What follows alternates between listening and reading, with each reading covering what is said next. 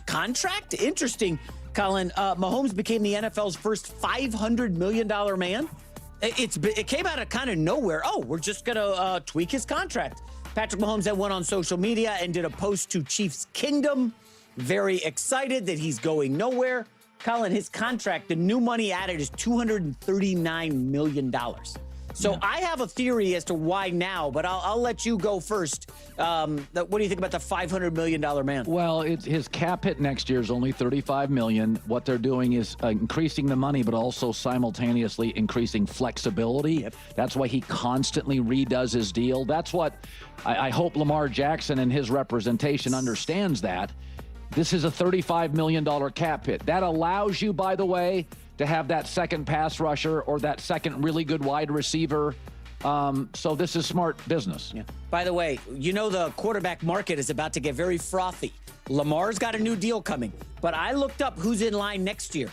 Caleb Williams and Jaden Daniels, after their first 3 years, are eligible for an extension. They will reset the market. I believe this is the Chiefs getting ahead of that, Colin, and saying, well, those guys are going to get well over 60, right? They're going to reset the market.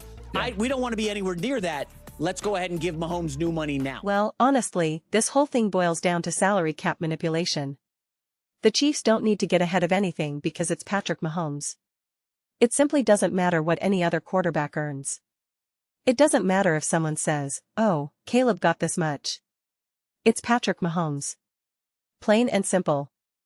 And when you structure these massive deals over such long stretches, and I bring this up constantly, that's exactly how you create flexibility, how you're able to use void years and signing bonuses to your advantage. That's how you keep the annual cap hit low. That's how you restructure agreements. You're always pushing the financial burden further down the road. That approach only becomes difficult when you're uncertain whether that quarterback will still be on the roster. That's essentially what happened with A.J. Brown, why they're stuck with that money, that dead cap charge. So with a quarterback like Patrick Mahomes, it's far simpler because you're never thinking, well, maybe we'll move on from Mahomes next year. Obviously you're not going to do that. But it gets trickier as a quarterback ages because then you start asking, how much time does he have left? When is the right moment to move on? That's when things get much harder. Early in Mahomes' career, it was incredibly easy to do this because you just knew the guy wasn't going anywhere. He was your quarterback for the next decade plus. So you can keep kicking the can down the road endlessly, because when that big cap hit finally starts to become a real issue, you simply restructure or extend the deal again. Let me try to keep this as straightforward as possible. Suppose that dead money was originally scheduled to come due in 2026, say $50 million. So you rework the contract, you extend it. Now that money isn't due anymore. It gets pushed back even further and also gets redistributed across more years, so the annual hit is no longer as severe. This is just basic business at this point. As long as you know Mahomes will be your quarterback for that entire period, the only time this really hurts you is if Mahomes suddenly falls off a cliff or starts struggling badly. And even then, honestly, I don't care what the cap situation looks like, your franchise is going to go through a period of massive turnover anyway. Major changes are coming. When the Patrick Mahomes era ends, you're not really going to be the Kansas City Chiefs anymore. You're going to need a lot of new pieces. So everything is going to shift. To me, in many ways, the cap math becomes almost irrelevant. And even with Mahomes, because he is who he is, let's say that at the end of this contract he decides to retire, I'm not predicting that, just using basic math here. And let's just say those final 3 years are rough. He's just not the same player. You can see it, man. He's declined. Maybe it's a Russell Wilson type situation. You're still probably going to ride it out. You're likely going to stick with him. If he wants to STA. Why, if he says, listen, I'm going to retire next year, whatever it is, you're going to ride it out with him. If he instead says, I still want to play, sorry, and then forces his way out, which can absolutely happen, because Tom Brady literally played for the Buccaneers, so literally anything is possible, well, those are just decisions you're willing to live with. So a move like this is zero risk, zero downside. I think people see the dollar amount and go, oh my gosh. But then someone like J-Mac says, oh, I think they're looking at Caleb and Jaden Daniels. That has nothing to do with this. None of that. Not at this point. Patrick Mahomes is his own market. he's his own price tier. And Mahomes, along with his management team and everyone responsible for figuring out, hey, how much can we get here? What's the best way to maximize this? They all understand that Caleb and Jaden are going to get paid. All of that gets factored in. Do you think Mahomes is sitting there thinking, oh boy, I better get paid right now, otherwise it's a risk.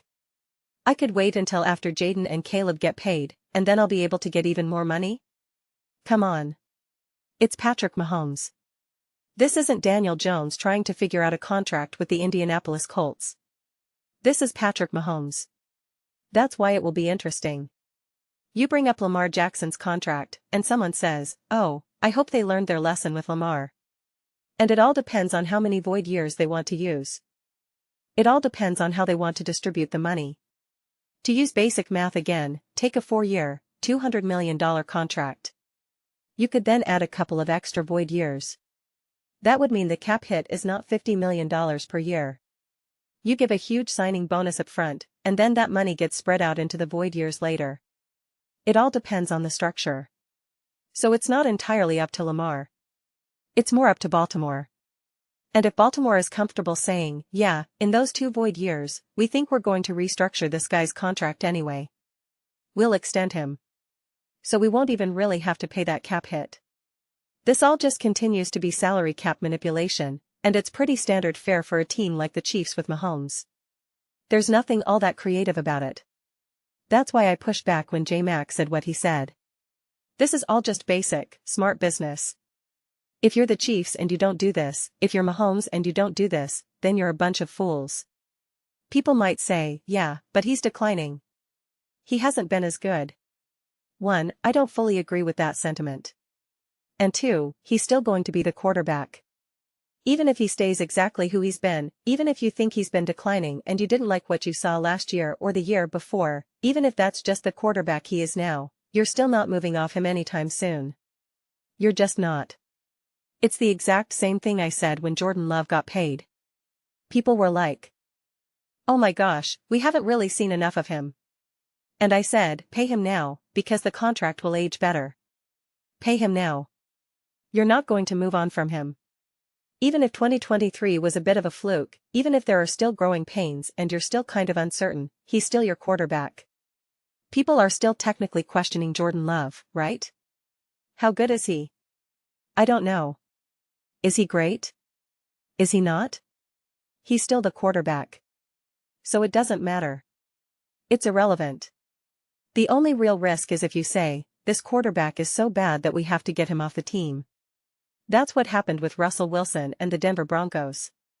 That's when they had that massive dead cap hit. I think it was the largest in NFL history, because they said, we just have to get this guy out of the building right now. We need to draft another quarterback. That's the only time it becomes a true risk. Or, you have a Super Bowl roster, but your quarterback just isn't good enough, so you have to move on.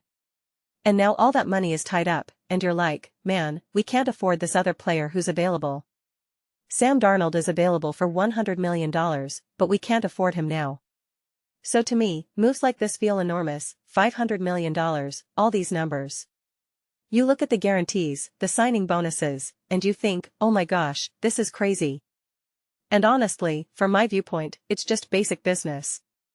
Basic business when you understand the realistic timeline of actually moving on said quarterback. If the Chiefs suddenly realize, oh my gosh, Patrick Mahomes is awful, he's so bad, we have to move on next year, then yes, this contract becomes a really bad move for them. Even if they realize in 3 years that they want to move on, you still have to factor in everything, the quality of play, the past accomplishments, what he also represents for this franchise. And I've got news for you.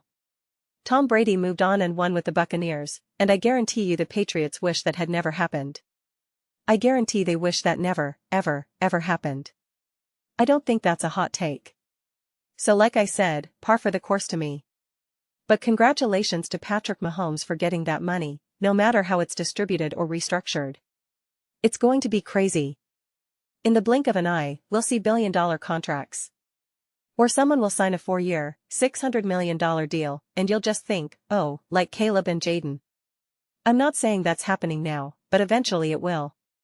It'll be like, oh, they signed a 4-year, $750 million contract, and you'll just say, oh my gosh. I wonder if it all just gets elevated proportionally, so everyone is still kind of in the same relative position. Because once upon a time, $200 million felt like so much, and now $600 million feels like a lot. I wonder if that fundamentally changes these players, these quarterbacks, these franchises when all this money is being paid, or if it's just, no, this is what I'm more. Tioch. On one side, you think, oh wow, if a quarterback like Caleb Williams can sign a 4-year, $800 million contract someday, can't you just do that for the first contract and then after that take just $20 million? Can't you just take the biggest payout and then scale back? It probably won't turn into that, because even Mahomes has already been paid so much money, and obviously he could get even more. So by all means, get it. And even though I think this deal and the way the cap hit will work will benefit the Chiefs, it still could have been even more aggressive. He technically could have taken even less money, still structured the contract the same way, had an even lower cap hit, and built even better teams. That was still technically on the table. That's always on the table. So I am curious, once the money gets just astronomically high, does that open the door for more of that, or is it like, yeah, they're getting paid so much, but everyone is, so in a lot of ways the $800 million contract is no different than the $200 million contract in terms of the felt sense for these players? Which is a wild thing to say out loud, because I'd happily take $200 million, $800 million, $20 million, $30 million, $5 million, give me $1 million and I'd be happy with it all. Preliminary thoughts, as always. I read every single comment, whether you agree with me or disagree with me. Either way, let's get into some discussions. Let's get into some fights. But ultimately, let's just have some fun. Please do consider subscribing. We're building an amazing community here, and I absolutely love to see you be part of it. I want to build something that we all generally feel connected to. Something that we're really excited to be part of. I think we're well on our way to doing it. Please don't forget to give this video a thumbs up. It really does help with visibility and the algorithm. Thank you so much. See you next time.